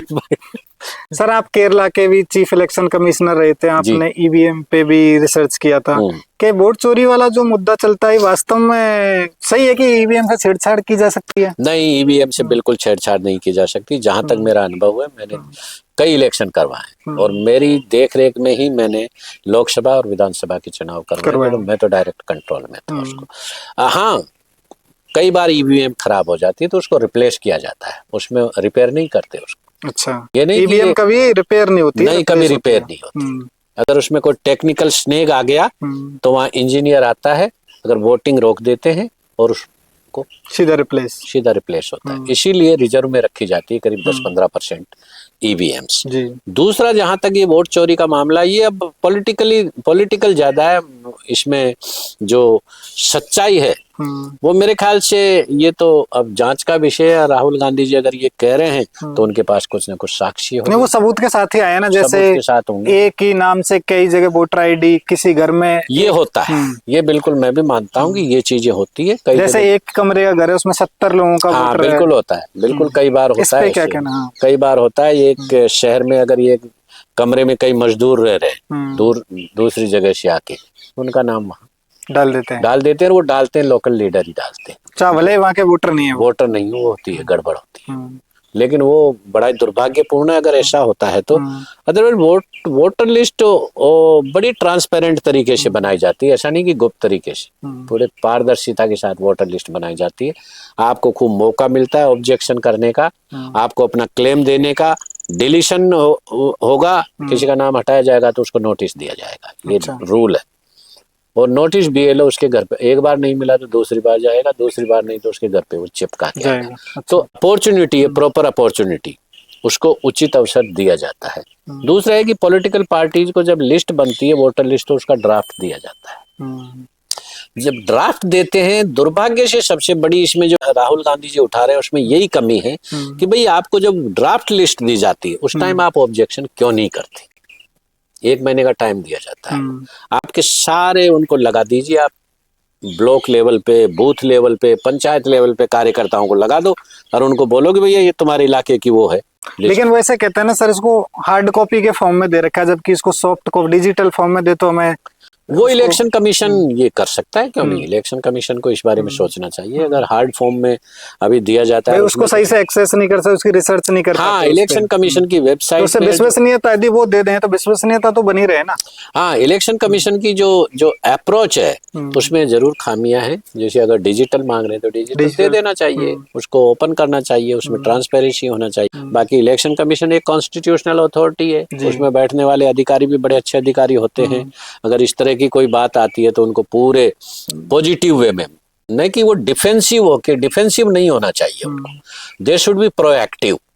कोई उठाए उससे पहले आप अपना सेल्फ जो करेक्शन का जो मैकेनिज्म है उस पे आप काम करके इन त्रुटियों को आप दूर करें तो बहुत ही अच्छा रहेगा। इसलिए अदरवाइज इस तरह की जो भावना और भ्रम जो देश में फैला है वो डेमोक्रेसी के लिए बिल्कुल अच्छा नहीं, घातक है। इसको दूर करना इलेक्शन कमीशन की जिम्मेदारी है। या उस पे सही से लोगों को विश्वसनीयता में लाके सही से रिप्लाई करके, राहुल गांधी जी के ऊपर अटैक करके उनके बारे में कुछ भी बोलने, ये ठीक अप्रोच नहीं है। उनको बुला के उनसे बात करके उनके जो भी इश्यूज हैं उन पे डिस्कशन करो, नहीं कि उनसे एफिडेविट मांगा जाए, ये किया जाए। भाई he is opposition leader, he is representing half of the population of the country. ऐसा नहीं है कि बीजेपी के पास 50% हो, ऐसा नहीं है। इसलिए जो ये अपोजिशन पार्टीज के लीडर्स चीजें उठा रही है उनको विश्वास में लेके इलेक्शन कमीशन को इस बारे में जरूर। चीफ इलेक्शन कमिश्नर की सैलरी कितनी रहती होगी? नहीं, वो तो डिपेंड करता है कि आप किस लेवल के ऑफिसर को चीफ इलेक्शन ऑफिसर। जब आप रिटायर्ड हुए थे तब आपकी, मैं तो एडिशनल चीफ सेक्रेटरी रैंक पे था। उस टाइम कितनी सैलरी थी? उस टाइम 3 के आसपास होती है, 3 लाख के आसपास। अदर फैसिलिटी लास्ट में आप रिटायर होते हैं जब चीफ सेक्रेटरी से, तो लास्ट अपेक्स स्केल होती है जो भारत सरकार के सेक्रेटरीज की और चीफ सेक्रेटरीज की बराबर होती है, 3,25,000 24,000 होती है। लेकिन IAS ऑफिसरों के तो छापा पड़ता है तो करोड़ों में निकलते हैं। वही तो है ना, वही तो मैं कह रहा हूँ कि जितनी सैलरी लोगों को मिलती है उससे ज्यादा उनके पास पैसे कहाँ से आ गए। यही तो है भ्रष्टाचार। ईमानदारी से उसकी जांच करो जो पता लग जाएगा कि किसके पास कितने पैसे हैं। यही तो भ्रष्टाचार है कि भाई हम भी सर्विस में रहे, हमारे पास तो करोड़ों रुपए नहीं हुए, जितने थे उतने हैं, उसमें कोई ये नहीं है। सर सैलरी भी देखा जाए, आप कह रहे हो कि मैक्सिमम सैलरी 3 लाख है, लेकिन लोगों का ड्रीम जॉब होता है IAS जाना क्या, और जबकि अपन और सर्विसेज में भी देखें तो 1 लाख 2 लाख तो आराम से पहुंच जाती है। ऐसा क्योंकि उधर ही जाना चाहते हैं लोग? IAS में अगर कोई इसलिए जाता है कि मैं पैसे कमा लूंगा तो उसको बोलते हैं परवर्ट थिंकिंग। बहुत ही कुलसित और दूषित मानसिकता है उस आदमी की। He is unfit for the service. मैं तो यही कहूंगा, वो आदमी इस सर्विस के लिए फिट नहीं है। आपको पैसे कमाना है तो इंजीनियरिंग साइड में आप जाइए, जहाँ बड़े बड़े ठेके होते हैं उसमें भी आप सही तरीके से ही कमाएं तो अच्छा। मैं नहीं कहता कि उसमें भी जाके आप भ्रष्टाचार, आप डॉक्टर बनिए, खूब पैसे मिलते हैं आपको। लेकिन IAS IPS ऐसी सर्विसेज है जिनकी इंटेग्रिटी, देश इनसे चलता है। डायरेक्ट पब्लिक कनेक्शन भी होता है। मिनिस्टर कोई भी हो सकता है, लीडर कोई भी हो सकता है, लेकिन अल्टीमेटली चलाने वाले ब्यूरोक्रेसी है, इसको स्टील फ्रेम बोलते हैं। तो इसके क्या जंग लग चुका आप, क्योंकि करप्शन इतना हो गया कि जो नए लोग आ रहे हैं उनका एटीट्यूड ही बिल्कुल ही अलग है। उनका एटीट्यूड ही बिल्कुल है, value system, ethical moral values बिल्कुल ही ध्यान नहीं रखते, डाउन है, बिल्कुल डाउन है। इसलिए ये बड़ी दूषित और गंदी मानसिकता है, और ऐसे लोग अगर ब्यूरोक्रेसी में आएंगे तो देश का भविष्य बिल्कुल अंधकार में। इस देश को जो चला रहे हैं वो कौन चला रहा है? ब्यूरोक्रेसी चला रखी है। अगर ब्यूरोक्रेसी में भी ये जंग लग गया तो ये तो पूरी कालिक की कोठरी होगी। यदि सर ब्यूरोक्रेट्स चाहे तो एक जो गवर्नमेंट है उसकी पॉलिसीज को भाई सब इम्प्लीमेंट करना ब्यूरोक्रेट्स के हाथ में होता है। यदि एक ब्यूरोक्रेट्स चाहे सारे तो ये गवर्नमेंट को धरातल पे पहुंचने से रोक सकते हैं। पॉलिसी बनाते हैं ब्यूरोक्रेट्स, लेकिन हाँ पार्टी जब मैनिफेस्टो बनाती है, अपनी अपनी पार्टियां जब चुनाव में जाती है तो वो अपने मैनिफेस्टो जाहिर करती है, जिसको चुनाव घोषणा पत्र बोलते हैं। उसमें मुख्य मुख्य मुद्दे होते हैं। जब कोई पार्टी जीत के सत्ता में आती है तो पहली ही मीटिंग में कैबिनेट उसको चीफ सेक्रेटरी को वो मैनिफेस्टो सौंप दिया जाता है कि भैया इस लाइन पे आप चलना है, काम करेंगे आप, क्योंकि हमारी पार्टी इन वादों के साथ जीत के आई है। तो चीफ सेक्रेटरी फिर उस मैनिफेस्टो को हर एक डिपार्टमेंट वाइज होते हैं पॉइंट, उसमें मैंने तो अभी बनाया मैनिफेस्टो, हर एक डिपार्टमेंट में भेज देते हैं और उन पॉइंट्स के आधार पर फिर वो पॉलिसी और प्रोग्राम्स बनते हैं। पॉलिसी और प्रोग्राम बनाने में न तो नेता का हाथ होता ज्यादा, न किसी और का। ब्यूरोक्रेट्स, इंटेलेक्चुअल्स, अच्छे अच्छे प्रोफेसर, अच्छे अच्छे पढ़े लिखे लोगों की कमेटीज बनती है, वो उसमें डिस्कशन होता है और वो पॉलिसी डॉक्यूमेंट बनता है। लेकिन होती है वो जनता की भावना के अनुरूप, क्योंकि पार्टी का मैनिफेस्टो है, उन्हीं पे जीत के आता है। उन्हीं पे जीत के आता है। डूंगरी बांध पे क्या सोचना है सर आपका? डूंगरी बांध के बारे में मुझे अभी तक ज्यादा स्पष्टता नहीं है, क्योंकि मेरे पास कोई डॉक्यूमेंट है नहीं। लेकिन जैसे जिस तरह की अफवाहें लोगों में चल रही है कि इतने गांव उठेंगे, ये उठेगा, वो उठेगा, इसके बारे में मैं कुछ कहूंगा नहीं। लेकिन मेरे पास जहां तक सूचना मिली है, मैंने जो भी पेपर अपने पास मंगवाए हैं, उनसे लगता है कि जिस तरह की अफवाहें चल रही है, जिस तरह की मीटिंग्स हो रही है, जिस तरह से लोग आ रहे हैं, तो इसके बारे में सरकार को जरूर स्पष्ट करना चाहिए, क्योंकि भय का वातावरण बना हुआ है लोगों में और औरतों में, बच्चों में, सभी में ये भय बना हुआ है कि हमारा गांव उठेगा, हमें नुकसान होगा, इतना होगा, और विरोध भी बहुत भारी हो रहा है, जो कि बहुत जायज है। क्योंकि किसी का एक घर भी अगर टूटता है तो उसके लिए तो वो मतलब उसका संसार ही खत्म हो जाता है। इसलिए जनता का विरोध बिल्कुल जायज है।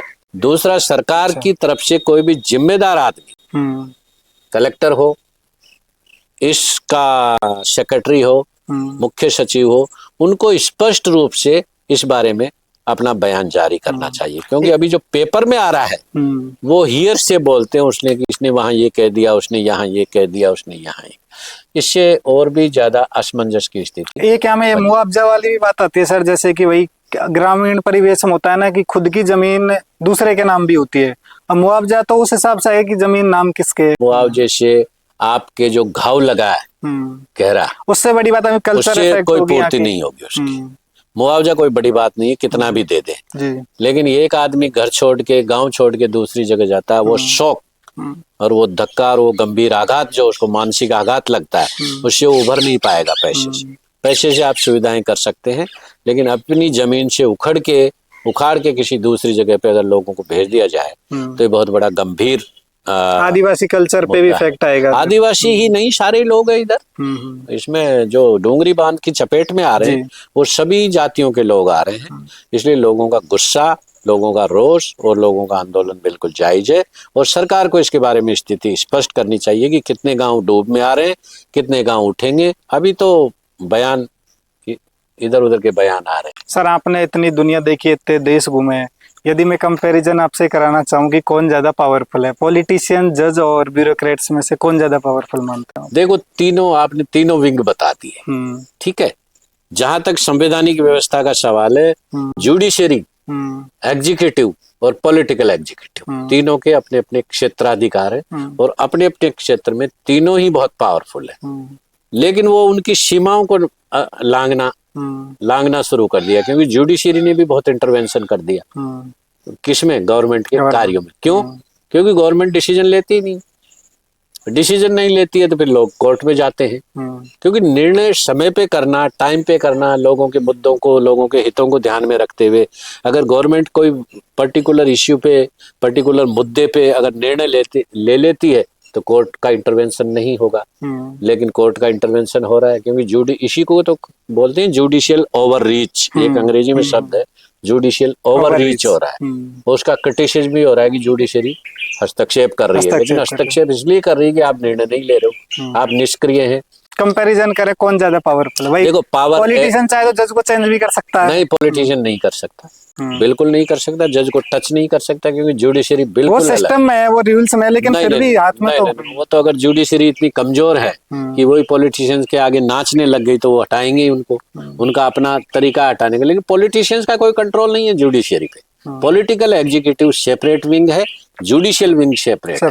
केवल जो जजेज को अपॉइंट करने का जो तरीका है वो भी जुडिशियल जो कॉलेजियम सिस्टम है उससे होता है, उसमें कोई पॉलिटिशियन नहीं। पर उस पे भी सवाल चीफ उठते हैं ना। जस्टिस को जहां तक अपॉइंट करने का उसमें 3 लोग, उसमें होम मिनिस्टर, प्राइम मिनिस्टर और अपोजिशन लीडर, ठीक है। लेकिन home minister prime minister same party से आएंगे ना, तो वो तो चीफ जस्टिस के ऊपर ही लागू आने, तो ऐसा नहीं कि किसी मूर्ख को बना देंगे, वो भी क्वालिटी तो देखते हैं ना। मतलब ऐसा रह गया कि उसमें लीडर ऑफ अपोजिशन शामिल तो है, लेकिन उसका कोई नहीं, वो तो होता वही है, जो देखिए जो जिसकी गवर्नमेंट है वो उसी की चलती है। लीडर ऑफ अपोजिशन अपना डिसेंट नोट दे सकता है, जिसको बोलते हैं कि भाई मैं इससे असहमति का नोट दे सकता है वो, बाकी रोक नहीं सकता वो उसको।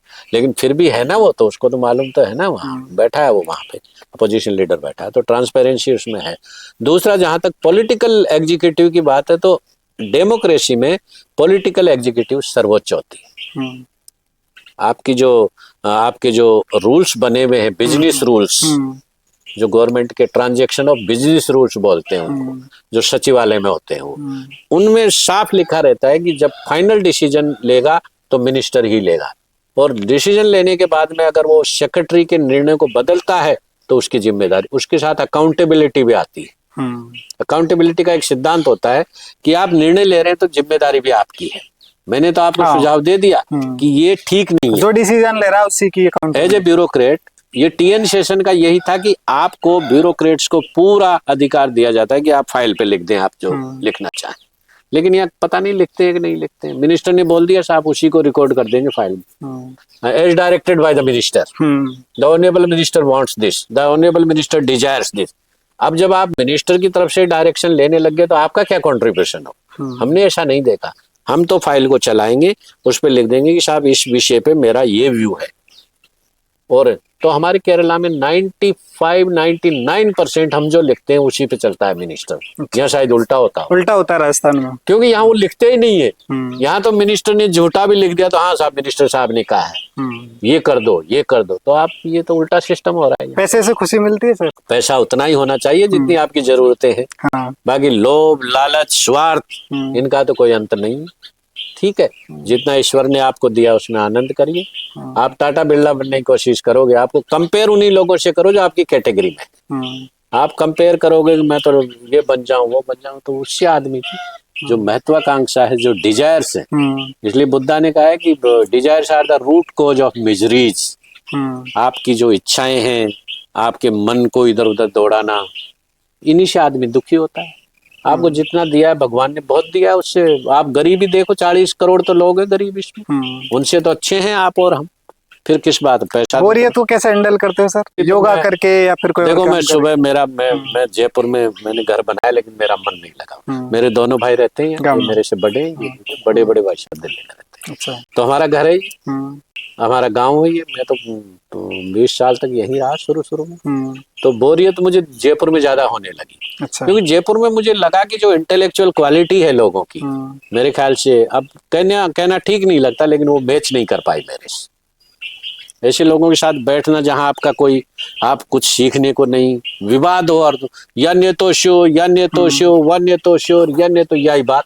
लेकिन लोग तो कहते हैं मिल क्या रहा है। लेकिन सर लोग तो कहते हैं गाँवों में ऐसे डोर काटने पे लग रहे हैं। हमारे तो नहीं है भैया, हमारे गाँव में तो ऐसे ट्रेडिशन शांति नहीं है। हाँ, हम तो हमारे गाँव में किसी को पुलिस में भी नहीं जाने देते। अच्छा, लड़ने नहीं देते किसी को, यही न्याय करते हैं, यही समझा लेते हैं। हाँ, थोड़ा बहुत होता है इस तरह का, लेकिन हमारे गांव में ट्रेडिशन बहुत अच्छी है।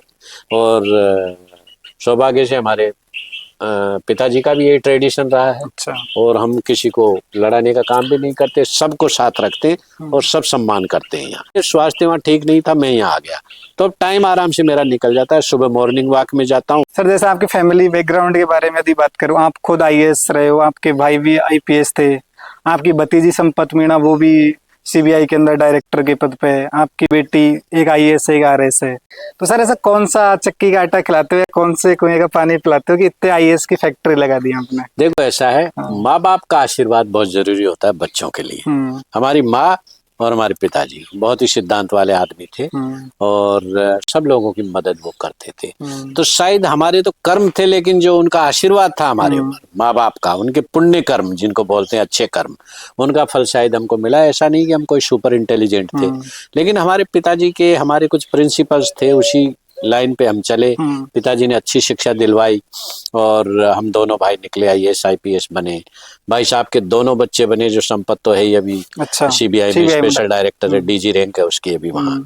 उनका छोटा भाई प्रेम सिंह अभी प्रिंसिपल सेक्रेटरी है बिहार में। उसके बाद में मेरी बेटी बनी सोनिया, 2012 में आईपीएस थी और 2013 में वो आईएएस बनी और उसकी ऑल इंडिया में 36वीं रैंक थी। और ये बताते हुए मैं आपको एक और रहस्य इसमें बता दूं कि एसटी की तो खैर टॉपर थी वो, लेकिन उसका सिलेक्शन जनरल में हुआ था। एसटी में उसको काउंट नहीं किया गया था। उसका रीजन ये होता है कि 4 क्राइटेरिया होते हैं। अगर कोई एससी एसटी का स्टूडेंट अगर जनरल में अगर काउंट करवाना चाहता है तो आपके प्रीलिम्स में उतने ही मार्क्स होने चाहिए जितने जनरल वालों के लिए। वो बेंचमार्क होता है। आपके अटेम्प्ट 3 से ज्यादा नहीं होने चाहिए। ठीक है, आपके रिटर्न में भी उतने ही क्वालिफाइंग मार्क्स होने चाहिए जितनी जनरल की कट ऑफ है, उतने 3 ये। और एज जनरल ये 4 क्राइटेरिया जब आप मीट कर जाते हैं, आप उनको क्रॉस कर जाते हैं, जब जाके आपका जनरल में सिलेक्शन माना जाता है। अदरवाइज रैंक चाहे आपकी नंबर 1 आ जाओ, जैसे टीना डाबी की नंबर 1 रैंक, लेकिन काउंट एससी में हुई। हमारे लोगों को ये मालूम नहीं। सोनिया एकमात्र आईएएस ऑफिसर है मीनाओं की और एसटी की अभी तक पूरे इंडिया में जो जनरल में काउंट हुई है। अच्छा, आप पूरा रिकॉर्ड चेक कर लो। आप आरटीआई तो 56 इंच का हो जाता होगा ये। बिल्कुल था मेरे को, इसको लोग समझते नहीं। आप यूपीएससी से निकाल लो या आरटीआई में निकाल। एकमात्र लड़की है सोनिया मीना जो जनरल में अब तक आई है। उसकी 36वीं रैंक थी ऑल इंडिया में, लेकिन जनरल में वो काउंट हुई थी। उसका फायदा ये हुआ कि जनरल में काउंट होने से जो वैकेंसीज मीनाओं की 5-6 थी, 7 हो गई वो। और एक वेंकट राजा नाम का एक लड़का था जिसको आईएएस मिल गया सोनिया के जनरल में काउंट होने से। तो इसकी वजह से 2 आईएएस ऑफिसर बन गए। लेकिन जनरल में काउंट तभी होता है जब पूरे क्राइटेरिया आप मीट करते हैं। ये मेरे लिए बड़े सौभाग्य की बात थी। और हमारी ये बिटिया तो शुरू से ही टॉपर रही है पढ़ने। सर यदि पूरी फैमिली में या पूरे रिश्तेदारों में मिला के देख कितने ब्यूरोक्रेट्स हैं आपकी फैमिली में? देखो हमारे 5 तो हम ही आईएएस आईपीएस, भाई साहब आईपीएस, दूसरा में आईएएस, भाई साहब की बेटी आईपीएस, फिर वो मेरा भतीजा वो आईएएस बना, फिर मेरी बेटी बनी आईएएस, फिर ये मेरी बेटी और दूसरी आरएस बनी। उनके हस्बैंड? उनके जो संपत है उनके हस्बैंड आईएएस। अच्छा, टोटल कितने हो गए? 7 हो गए ना। 7 लोग। 7 हो गए। ये एक आरएस हमारे बड़े भाई साहब जो बैठे हुए थे अभी यहाँ, उनकी बेटी जो आपके टोडा भीम में अभी लगी हुई है। अच्छा, क्या नाम? पूजा मीना। पूजा मीना, हाँ। एसडीएम वही है। अच्छा। वो मेरी भतीजी, इनकी लड़की है। अच्छा। और उससे बड़ी वाली यहाँ कोऑपरेटिव डिपार्टमेंट में। तो सर आपका तो कोई काम रुकता ही नहीं होगा कहीं भी? देखो मैं तो फालतू में तो उनको तंग करता नहीं। मेरे तो वैसे अच्छे कनेक्शन है सभी से। कभी ऐसा हुआ है कि आपका काम रुका हो? नहीं, मैं उनसे नहीं कहता कुछ। अच्छा। लेकिन मदद हम बहुत करते हैं। अफसरी को मेरे कंधे पे लगा के चला ही नहीं। मैं तो बड़ा सिंपल लाइफ मैंने जी है। सर आपका ये भी था जैसे आपने बायोलॉजी, और आपको बायोलॉजी छोड़नी पड़ी, इसका क्या वजह? गाँव में मैं पढ़ता था, जब वो बायोलॉजी साइंस हम पढ़ते थे तो यहाँ वहां से मैं लेबोरेटरी से वो ले आता था ट्रे वो आती है मोम वाली, उसको वहां तो मेंढक कम मिलते थे, हमको एक ही मेंढक मिलते, तो वो ट्रे में वहां से लाता था छुट्टियों में। और यहाँ गांव में इतने मेंढक थे कि उनको कुओं से पकड़ के, ये पानी से पकड़ के मैं उसमें लेटा के और उनके कील ठोक के उनका ऑपरेशन करते थे। ऑपरेशन तो हमारे कुएं के भैया सारे मेंढक खत्म और उसमें कीड़े हो गए कुएं में। तो औरतें गाँव की मेरे को गालियां निकालने के लिए, टीकाराम ने तो पूरा मेंढक का मार कर लिया या कुआं में कीड़ा पड़ गया नहीं, तो यार छोरो तो कहना काई करोगे, ये मेंढकों की हत्या करने लग गया, ये तो आदमियों को बेशी मार देगा। बहुत खून खराबा हो गया गाँव। वो मेरे दिल पे लगी वो बात। और फिर मैंने सोचा कि यार ऐसा कहीं आदमी मर जाएंगे मेरे हाथ से ऑपरेशन करते वक्त तो बड़ा अपराध हो जाएगा, मैं तो सो भी नहीं पाऊंगा। Then I decided to give up and I switched over from science to arts. तो मैंने फिर ये मेरा हृदय परिवर्तन वहीं से हुआ और मैंने आर्ट्स में मैंने स्विच आपको जब मैं भारत सरकार में रहा डायरेक्टर, तब हमारे वहाँ दिल्ली में जो ऑफिसर्स थे, कर्मचारी थे, तो उनका सबका ये जो मेरा उन्होंने स्टाइल देखा हम लोगों से घुलने मिलने का, तो मुझे भारतीय मीणा समाज का अध्यक्ष बना दिया। अच्छा। और मैं 4 साल भारतीय मीणा समाज का अध्यक्ष रहा हूँ 2002 से 2006 तक। और मैंने पूरे राजस्थान में, आप ये देख लो, you will not believe it, you ask all these people who have worked with me, Varadla से पूछ लेना, विक्रम से, मैंने 25 सम्मेलन करवाए राजस्थान। अच्छा। ये मीणा समाज सुधार के सम्मेलन तो अब होने लगे। मैंने महावीर जी में करवाया था एक सम्मेलन 2003 में। अच्छा। जिसमें 20,000 आदमी। मैं मतलब समाज के लिए हमेशा तैयार हूँ। राजगढ़ में करवाया, लक्ष्मणगढ़ में करवाया, कोटा करवाया, अंता करवाया, रावत भाटा करवाया, बस्सी करवाया, महुआ करवाया, गंगापुर करवाया, धौलपुर करवाया। ये सत्यपाल एक लड़का है IRS। अच्छा। धौलपुर वाला। इसके पिताजी मेरे कॉन्फ्रेंस उसमें आए थे सम्मेलन, और इनके पिताजी को मैंने यही कहा था कि धौलपुर से 3-4 बच्चे IAS IPS बनने चाहिए।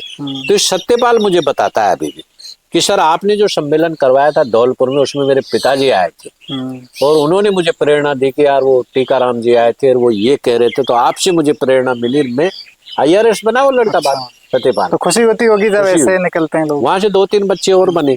तो कई जगहों पे मैंने मोटिवेशनल प्रोग्राम किए, समाज सुधार के मुद्दे उठाए, कई चीजें।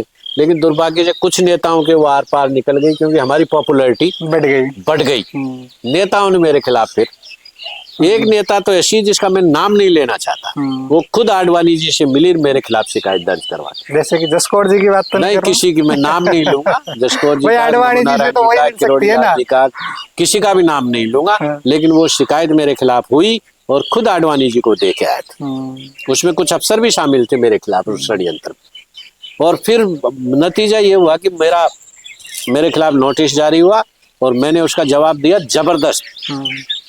फिर मेरे सेक्रेटरी ने कहा कि ठीक है मीना जी, आपने दे दिया, और उसको कार्यवाही आगे हुई। फिर मैंने कुछ बयान ऐसे दिए थे तो उनको ये लगा कि भाई ये तो हमारे विशेषाधिकार, तो मुझे पार्लियामेंट में भी उन्होंने घींचने की कोशिश की। मैंने कहा मुझे समुद्र से आगे तो कोई फेंक नहीं सकता, मैं तो केरल में हूँ पहले ही, केरल से आगे कोई राज्य नहीं है, ट्रांसफर होगा तो वही होगा, लेकिन झुकने का कोई प्रश्न नहीं। प्रिंसिपल, कानून और सिद्धांत की बात थी वो। हमारे सेक्रेटरी ने कहा कि मीना जी कोई दिक्कत नहीं है, आप इस्तीफा दे दो इस पद से। मैंने भैया इस्तीफा दे दिया। 2006 के बाद में फिर मीणाओं के कोई सम्मेलनों में नहीं जाता। अच्छा, तो जाओगे क्या? लोगों को आपकी पॉपुलैरिटी, आपकी लोकप्रियता, आपकी वो चीज पसंद ही नहीं पसंद। सर अब कुछ क्वेश्चन है जिनके शॉर्ट एंड स्वीट जवाब देने हैं, मतलब 1 वर्ड में या 1 लाइन में। आपका लाइफ का सबसे बड़ा ड्रीम क्या है? मेरा ड्रीम तो लाइफ का, देखो अगर आप मेरे से ईमानदारी से पूछो तो ड्रीम मेरा यही है कि मैं जितनी मदद लोगों की कर पाऊँ मरने से पहले, वो मैं करना चाहता हूँ और कर रहा हूँ, और उसी में मुझे सबसे ज्यादा सुकून मिलता है। कौन सा लीडर या पर्सनैलिटी आपको सबसे ज्यादा इंस्पायर करता है? सबसे ज्यादा इंस्पायर मुझे वाजपेयी जी करते हैं, अटल बिहारी वाजपेयी जी। दूसरे जो इंस्पायर करने वाले हैं, हमारे एक कम्युनिस्ट लीडर थे V.S. अच्युतानंदन जी, वो अभी 2-3 महीने पहले उनकी मृत्यु हुई है, उनको मैं बहुत लाइक करता हूँ। एक आदत जो आप छोड़ना चाहते हैं पर छोड़ नहीं पा रहे हैं?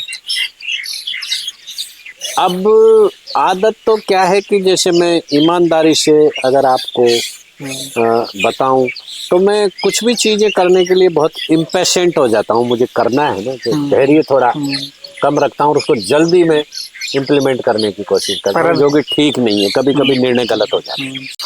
सर लाइफ का सबसे बड़ा टर्निंग पॉइंट कौन सा था आपका? लाइफ का सबसे बड़ा टर्निंग पॉइंट अगर मेरे से आप पूछो तो मेरे को केरला का ऑर्डर जब अलॉट हुआ, वही मेरी लाइफ का टर्निंग पॉइंट।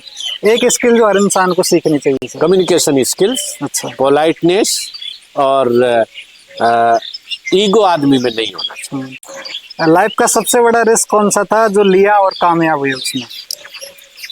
सबसे बड़ा रिस्क? जब मैं कलेक्टर था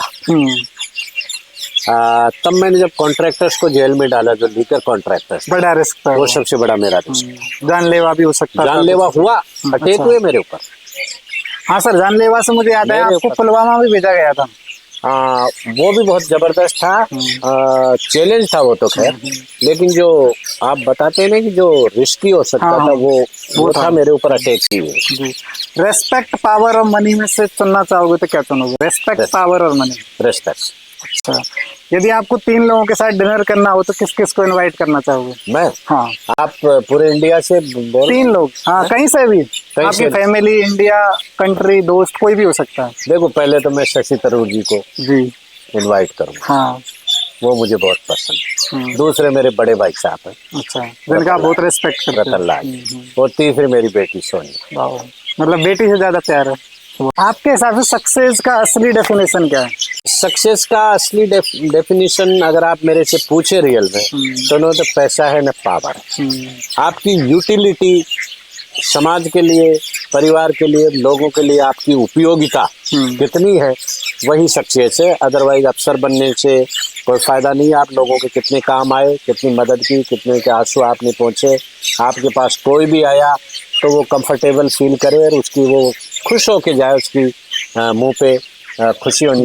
आपकी सबसे प्राउड मोमेंट कौन सी थी अब तक मेरी की? सबसे प्राउड मोमेंट तो देखो, मेरी बेटी जब IAS बनी, सोनिया। आपकी सबसे अच्छी आदत कौन सी है? मेरी एक सबसे अच्छी आदत है कि मैं लोगों से बड़े सिंपल वे में, और उनको कभी ये महसूस नहीं होने देता कि मैं बड़ा अफसर हूँ। मेरे पास बैठ के कोई भी कितना भी घबराता हुआ आदमी आए वो कंफर्टेबल हो जाए। सबसे खराब आदत? अब सबसे खराब आदत तो आप आज के जमाने में अगर सच्चाई बोल दो तो वो लोग उसको शायद स्वीकार नहीं करते, तो मैं सच्चाई बोलता हूँ। हाँ, अच्छा, सच्चाई बोलते हो, ये भी खराब आदत है। एक सपना जो आज भी अधूरा है आपका? देखो, मेरा सपना अगर आप अधूरे की बात करो तो मेरा ये है कि इस गांव में, जो मेरा छोटा सा गांव है, हाँ, इस गांव में वो सुविधाएं मैं कर पाऊं जो शहरों में होती, वो नहीं कर पा रहा। उसके लिए तो पॉलिटिक्स में आना पड़ेगा सर। अब पॉलिटिक्स मेरे कंट्रोल में नहीं है, कोशिश तो जारी है, कोशिश तो जारी है। नहीं, आपने कांग्रेस ज्वाइन कर लिया ना? अब कांग्रेस तो ज्वाइन कर लिया, लेकिन कांग्रेस की भी कमान मेरे हाथ में तो है नहीं, मेरे पास कोई पद तो है नहीं। अभी पेंशन कितनी मिलती है सर? अभी पेंशन तो जो भी लास्ट सैलरी होती है उसकी मिल जाती है। कितनी फिर भी बताओ सही? मिल जाती है 1 लाख के करीब। अच्छा, बुक पढ़ने का शौक है सर? आपकी बहुत आपकी फेवरेट बुक सर? मेरे पास करीब 10,000 बुक्स है। मेरी जो विवेकानंद की जो मैंने पढ़ी है 8 वॉल्यूम्स, वो है। बाकी experiment with truth Gandhi ji की है मेरी। और दूसरी अगर पूछो तो discovery of India Nehru ji की। 2 किताबें हैं जो। यदि आप युवाओं को ये सलाह देना चाहो तो कौन सी बुक की सलाह दोगे? ये तो पढ़ना ही चाहिए सर। देखो, ये तो गांधी जी की जो एक्सपेरिमेंट विद ट्रुथ है, वो उसमें उस पे चलना तो हर एक के बस की बात है। चाहे पढ़ लो, अच्छी लगेगी वो आपको, लेकिन अगर आपको रियल भारत को जानना है तो डिस्कवरी ऑफ इंडिया पढ़ो, पंडित नेहरू। आपका फेवरेट पॉलिटिशियन सर? मैंने बताया ना आपको, मेरा फेवरेट पॉलिटिशियन वही रहने वाले अटल बिहारी वाजपेयी जी रहे। मूवी देखते हो सर? बिल्कुल देख। Favourite movie sir? देखो, मुझे अमिताभ बच्चन की मूवी, कौन सी? अमिताभ अच्छा, बच्चन एक्टर अमिताभ बच्चन पसंद है। और धर्मेंद्र की सबसे मेरी बेस्ट मूवी जिसको मैं देखते देखते कभी नहीं था, वो शोले। वो तो सर पुराने हो गए, नए में बताओ ना। नहीं तो मैंने भैया कोई 10 साल से कोई फिल्म ही नहीं देखी। अच्छा, favourite actress sir? Favourite actress Hema Malini. कभी प्यार हुआ है सर जिंदगी में? कभी हमें मौका ही नहीं मिला भैया, पढ़ के अब तो शादी हो गई तभी। ये तो झूठ बोल रहे हो सर आप। हम तो पढ़ते पढ़ते गांव शादी हो गई, BA किया तब तक। चलो, सबसे ज्यादा पत्नी मिली, गांव की मिली, अच्छी मिली, 6-4 बच्चे हुए, बड़े संस्कार वाले हुए। पत्नी का बहुत बड़ा योगदान है बच्चों को आगे बढ़ाने में, और बच्चों पे मुझे गर्व है, मेरे बच्चों पे, कि उन्होंने सभी ने, मेरी बेटियां हो, बेटा हो, सभी ने अच्छा नाम किया। आपका फेवरेट कॉमेडियन? कॉमेडी देखते हो सर? कॉमेडियन मेरा सबसे फेवरेट वही है जो केशव मुखर्जी था पहले। अच्छा, पुराना। यदि अगर आपको लेटेस्ट में आप मेरे से अगर पूछोगे तो मुझे, क्योंकि इसमें ड्रामे में भी बहुत आते हैं, जो टीवी पे भी आते हैं ना, बहुत सारे। सतीश शाह है, अनुपम खेर है। सर, यदि आपको एक दिन को CM बनने का मौका मिले तो आप क्या काम करना चाहोगे? मैं वही काम करूंगा जो आपने अनिल कपूर की देखी होगी ना, नायक मूवी। भ्रष्टाचार को मिटा देंगे और आम जनता को राजा बना देंगे। सबको ही राजा बना दोगे तो सर फिर आम जनता ही राजा रहेगी, रियल डेमोक्रेसी करेंगे। अभी दिखावेगी डेमोक्रेसी। अंत में मेरे ये व्यूअर्स जो है ना, इस चैनल को सब्सक्राइब नहीं करते हैं। अब मेरा कहना तो ये मानते नहीं है, तो आप इनसे कह दीजिए कि माइक पे जीतू को सब्सक्राइब कर दो। भैया मेरा सभी से निवेदन है कि आप माइक पे जीतू इसको आप सब्सक्राइब करें, क्योंकि बहुत ही मोटिवेशनल ये चैनल है और आप सभी के जीवन में बहुत ही अच्छा उपयोगी रहता है। तो दोस्तों ये देख रहे थे आप टी.आर. मीना साहब को, जो केरला कैडर के IAS रहे हैं। सारी बातें इन्होंने, सारे मुद्दों पे, सारे पॉइंट्स पे इन्होंने बात की है। आप इनसे क्या प्रेरणा ली, क्या आपने इनसे सीखा, आप इनसे कितना सहमत हो, कितना असहमत हो, वो कमेंट्स में हमें कमेंट करके ज़रूर बताइए। और हमारा अगला गेस्ट हमें कौन होना चाहिए, किसके साथ पॉडकास्ट करनी चाहिए, वो ज़रूर बताएं। धन्यवाद। Thank you dear.